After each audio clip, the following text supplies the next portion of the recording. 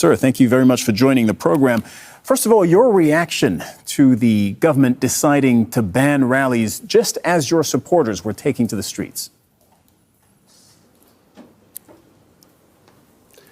Well, just to give you the background, the Supreme Court asked the President of Pakistan to fix an election date.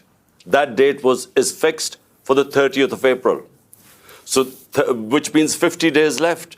So my party decided to do an open our election campaign by a rally in Lahore today. The police had given us permission. They had approved the route of the rally. And suddenly this morning, the permission was taken away, but not just taken away. We had these heavy contingents of police, and these people coming to attend a peaceful rally were hit with tear gas shells, water cannon with some chemical in it, which people are still recovering from. And then police just charging these protesters, breaking their cars, and so many people got injured. But one, Bilal, this guy was killed in police custody.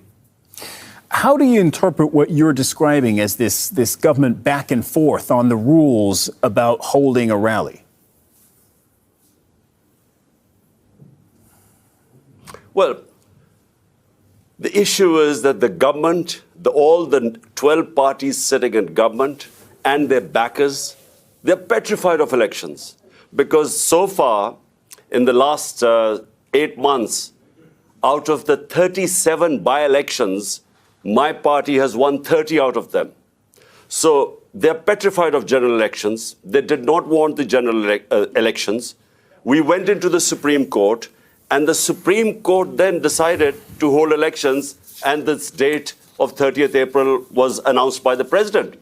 So we were just going according to our schedule to start our election campaign. But it is clear that the government does not want election. The parties sitting in the government, they want to get out of the election. So my worry is that the idea was to create a law and order situation today, and we really restrained our workers. We called off the rally because we were scared that there would be people killed, and that would be used as a pretext to get out of the elections. Some might answer that while the government is perhaps afraid of the upcoming elections, you're also afraid of complying with judicial rules. Police did show up at your house in Lahore only a few days ago to arrest you, to compel you to show up in court, and you evaded arrest.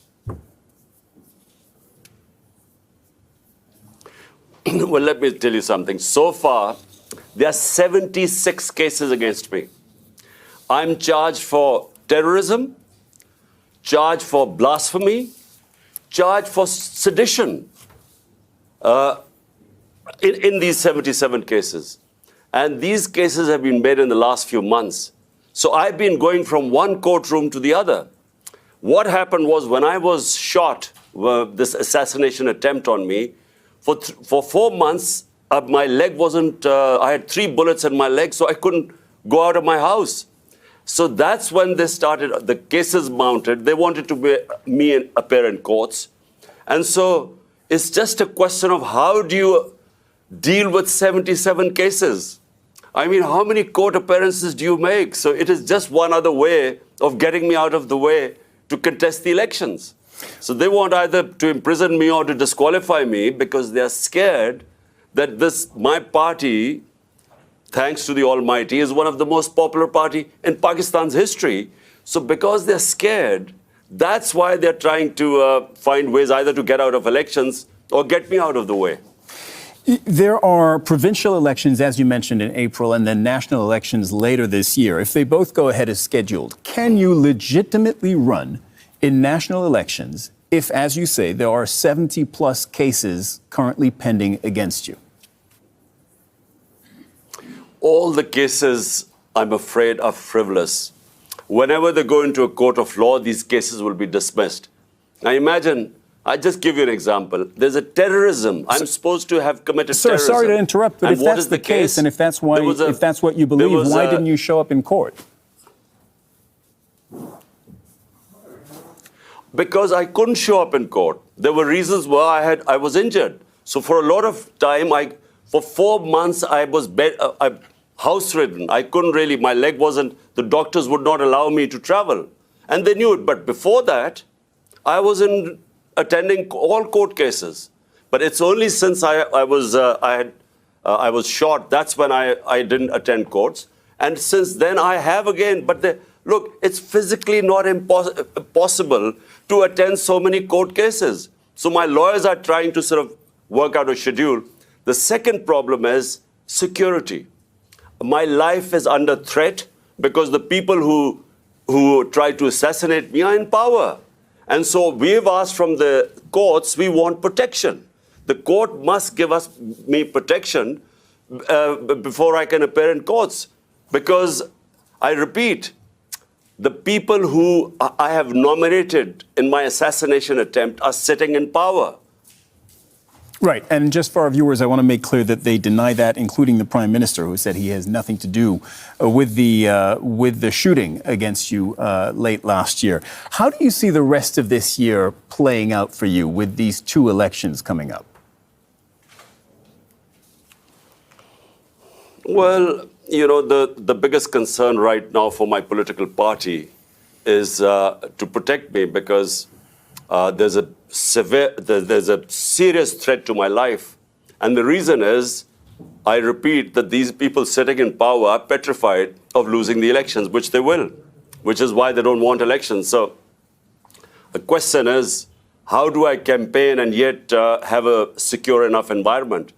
Question is, how do I go to these courts? I made 3 court appearances, and unfortunately, there was just no protection there.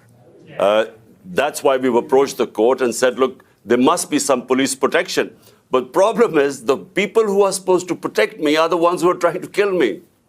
But what's your plan for this year? Is it win elections and then ride it back into office and into power in Islamabad? Well, the elections, national elections, are scheduled for October. But because we were in power in 2 of the 4 provinces, we dissolved our assemblies here. And so to hold elections, so the Supreme Court then asked the president to give a date, which is 30th April. And on 30th April, we hope to contest in these 2 provincial assemblies, which we were already in power. And what we were hoping was that since it's 65% of Pakistan, these 2 provinces, there would be a national election. And the idea for national election is because our economy has gone into a tailspin. Pakistan is facing the worst economic crisis in its history. So the idea was to hold elections, which would then bring political stability and which would then bring economic stability. So this is really why we went for elections in our 2 provinces. Imran Khan, former Prime Minister of Pakistan, thank you very much for coming on the program today.